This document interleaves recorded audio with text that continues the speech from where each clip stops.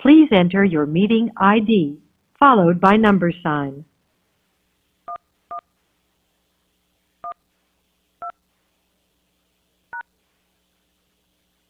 Please enter your password, followed by number sign. Please enter your password. Password incorrect. Please enter your password, followed by number sign.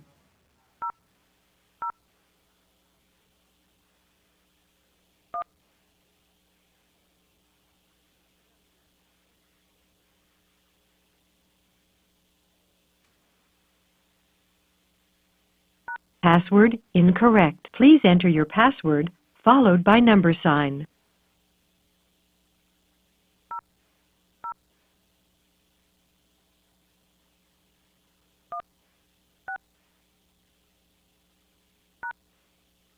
Welcome to the conference call. Please say your name after the tone.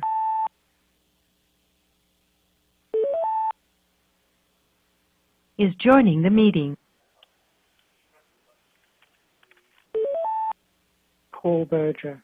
Is joining the meeting.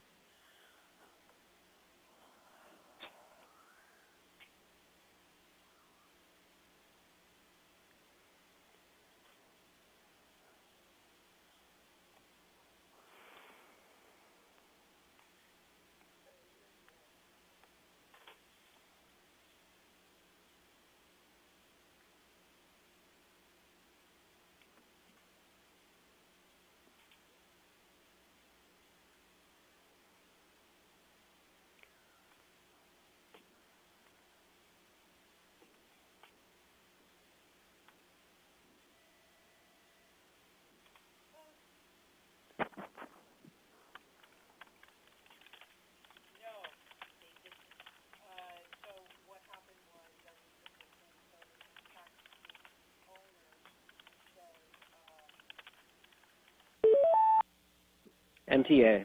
Is joining the meeting. Hi, folks. We're going to start in a few minutes. Can everyone who's on the call please identify yourself? Yeah, hi, it's Paul from the Wall Street Journal. Danielle Ferfaro, New York Post. Dana Rubenstein, Politico, New York.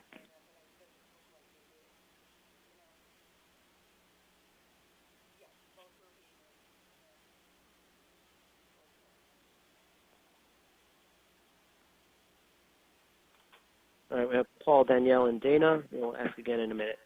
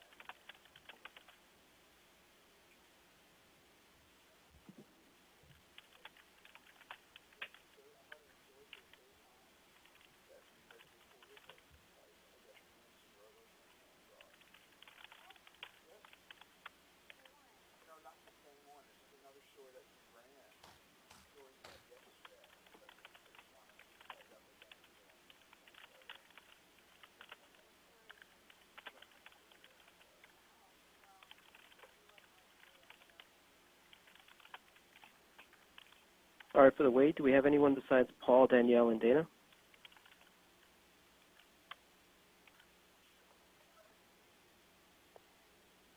Thanks for waiting.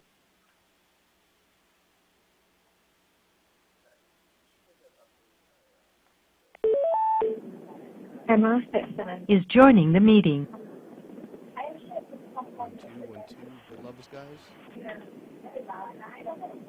Hi, who just joined? Oh, it's mixing into the audio.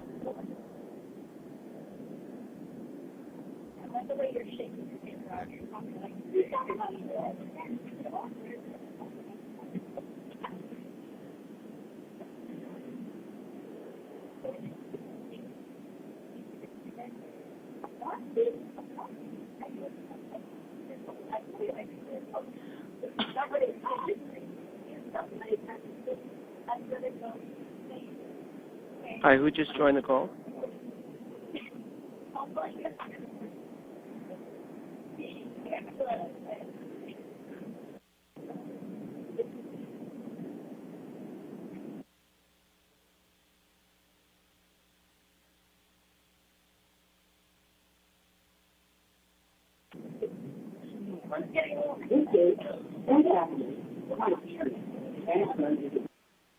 Can everyone please mute your phone?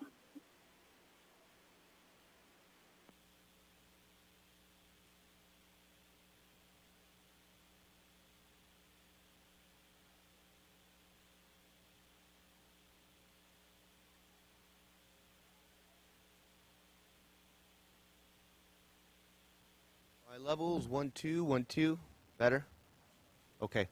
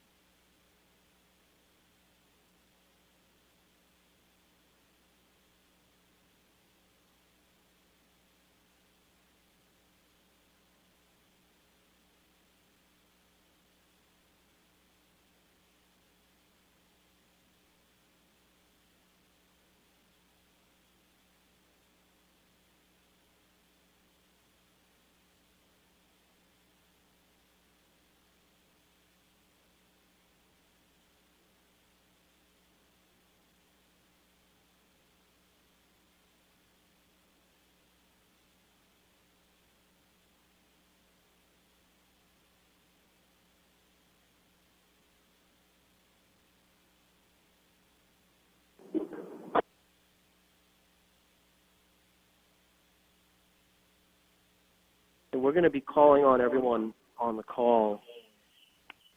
So the fourth person that dialed in and we couldn't hear their name. If you could please identify yourself. We have Paul, Danielle, and Dana.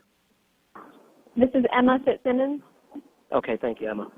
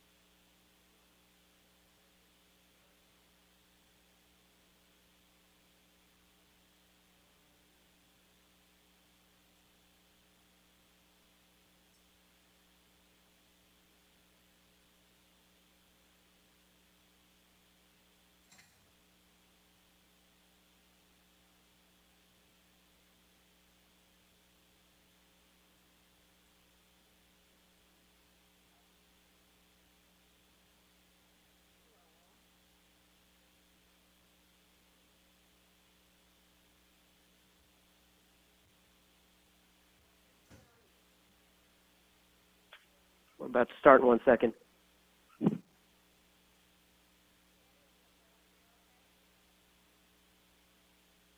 you hear me?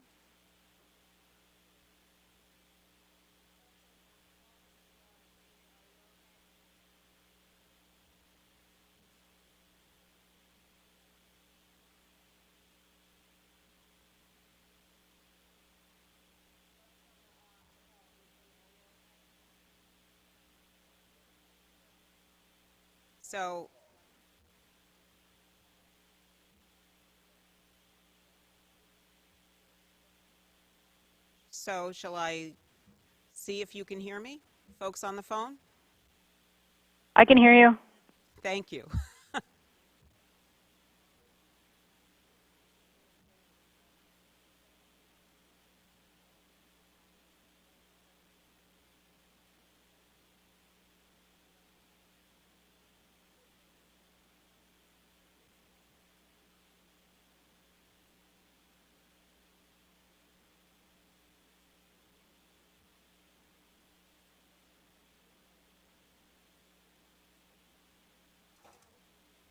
So we're starting with an initial phase of initiatives, if you will, on the 8th Avenue line and at two of our station complexes in the Bronx in order to see what is as effective as possible to improve service delivery. And that is complementary to the governor's investment in the MTA's capital program as well. You're right, those are longer-term projects.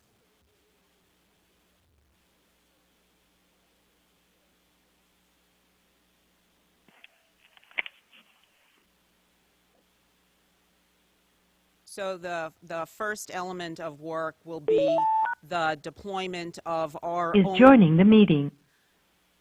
The first element of work will be the deployment of our own resources. So one of the things that we're after is improving the reliability of the system by avoiding problems that occur today along the right-of-way. How can we deploy our rapid response teams as quickly as possible so that we have the right mix of track, signal, power, third rail power teams who have the right equipment with them. They have mobile trucks and will be able to work quickly to bring down our response time. Another thing that's going on, starting tonight actually, has to do with the management of trash and track fires and trying to avoid them by having our Operation Track Sweep kick off a second annual review of having 500 folks system-wide hitting 472 stations over the next 2 weeks. Clearly that goes beyond just the 8th Avenue corridor, but we think it's an important part of how we can improve service delivery by avoiding things that cause delays in the system today.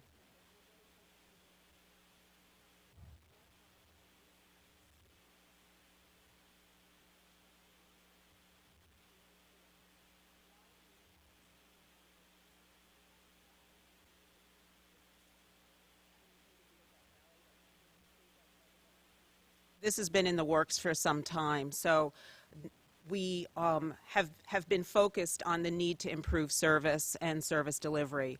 Our customer satisfaction surveys tell us that our customers are frustrated. We ourselves hear it from our customers as well. We share their concerns about service reliability.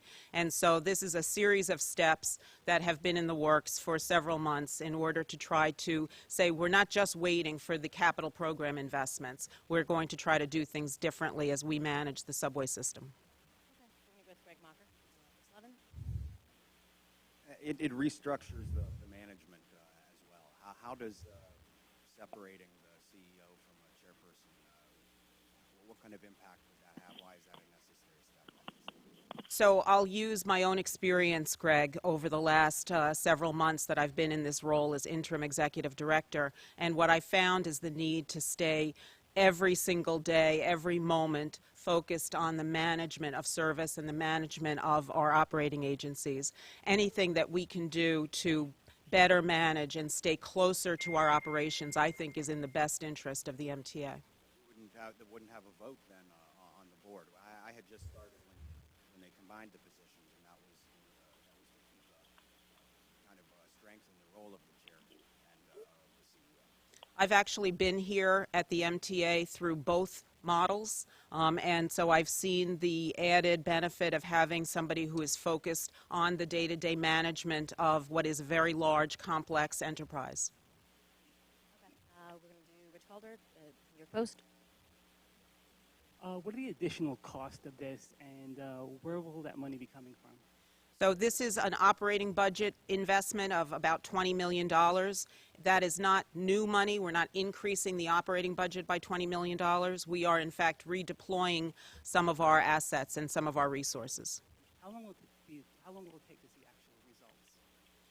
It's hard to know from day one how long it will take to see results. Clearly, there are some things that will have benefits faster than others. One of the elements of the program is how are we dealing with sick customers? And the idea there would be to actually go out and retain EMTs and have them pre-deployed along certain key locations in the system. That will take a little longer than what we were just speaking about in terms of deploying our own resources. Great. For folks on the call, this is Vin Barone. Hi, Ronnie. So can you elaborate a little bit on the fifth point, looking at loading and unloading? On one side, look at personnel. How many platform controllers do you have now? What's that number going to increase to? And then I read about maybe painting platforms or color coding trains. How will that work? So part of this is about international benchmarking and going out and looking to see what other systems have done successfully. And what we've learned is that other systems have been able to bring people down to the platform level to be able to assist customers, both in terms of receiving information, hearing their questions or comments or concerns, answering their questions, but also about engaging with these customers and telling customers how to step in and out of a subway car, or perhaps traditionally along, I'll stay with the 8th Avenue corridor, the IND, when it was constructed, most of those entrances and exits are at the ends of the platform. That creates opportunities for bunching. How do we use platform controllers very visibly vested with a microphone? Is leaving the meeting. With a microphone to be able to say to customers, if you would move down the platform. Some systems have in fact used markings to create zones on their platforms to be able to identify where there may be more space. All of this is going to be things that we're looking at to say how can we engage with our customers, perhaps even in the subway cars themselves, put markings up in the cars. London has done this very successfully. So we'll look to see what's as effective as possible. Folks on the call, it's Ruby Blau, Daily News. I'm wondering about the expedition of the new subway cars. Does that come with a cost, and how is that going to be done? So there are two components to that. The first is, and you know we already have 300 cars on order from the manufacturer Bombardier, and we've been struggling because, frankly, they've been late. They now have a schedule and a process for how they're going to deliver those cars beginning in September into September of 2018. So between the end of this year and next year, we're going to have 300 new subway cars on order.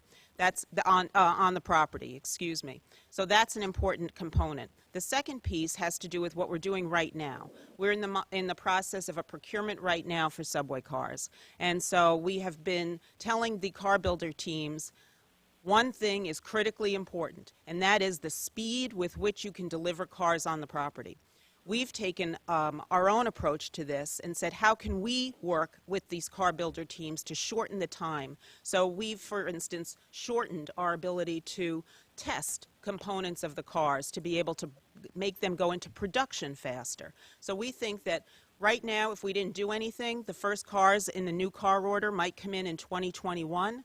With what we've been doing and working with the car builder teams, we think they can come in as early as 2020, and we're working to better that. Great. For folks on the call, let's go with Emma Fitzsimmons, New York Times. If you're on, Emma. Hi, this is Emma. A question for you. So you're saying that the CEO position would sort of handle the management of day-to-day operations. What's the usefulness of having a separate chair? What's the role of that position? So the role of the chair has always been around the policies that are board-mandated policies. things like setting fares, things like setting service levels, appropriate management decisions in terms of procurement policies, what are really all agency management policies that have to come to the board for their review and approval, and the chair would overarchingly manage that process. And would the chair position be unpaid? I don't know the answer to that, Emma. Okay, we've got Danielle Fafaro from New York Post. Danielle, you on? Yes. So it seems like you're saying that 8th Avenue line is the most critical. Sorry, I feel like I'm, can you guys hear me? I can. Okay, cool. So you're saying that 8th Avenue is the most critical. What lines do you see yourself doing after that? So it's the 8th Avenue. I'm not going to characterize it as more or less critical than other lines. It happens to be a line where we have concerns about the reliability of our service. We have a lot of right-of-way delays along the 8th Avenue corridor.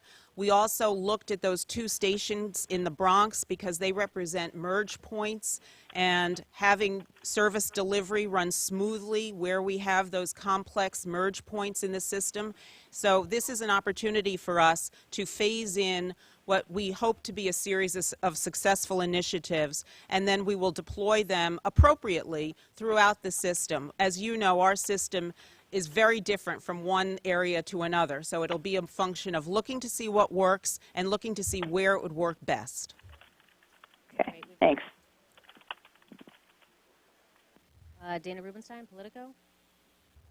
Thanks. Ronnie, are you of the opinion that this initiative coupled with the 5-year capital plan will be sufficient to restore the subway system to a level of service that is sort of necessary for this growing city? I think it's 2 things, and you touched upon them both. It's not only the ongoing infrastructure investments that our largest capital program ever represents, but it's also what can we do in the near term to address the growth and address the customer's desire to have good, safe, reliable transportation. That's the business that we're in, and a lot of people are going to be working very hard and very determinedly to deliver on that. And I think we've got Paul from Wall Street Journal. Yeah, hi there. I was just wondering, on the new subway cars on the 8th Avenue line, how will that work in terms of the old cars? Will you completely retire them from service, or will you have a mixture of the 2 different cars running on the same line? Initially, there will be a mix. The new R179 cars will in part be deployed on the C, and so that is part of our 8th Avenue service, and you'll see both new cars and older cars on the corridor together. Okay.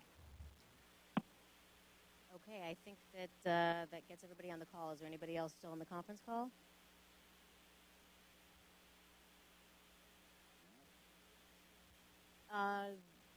We can do another round, but I think that we were just going to do 1 from each. We've got a few more minutes.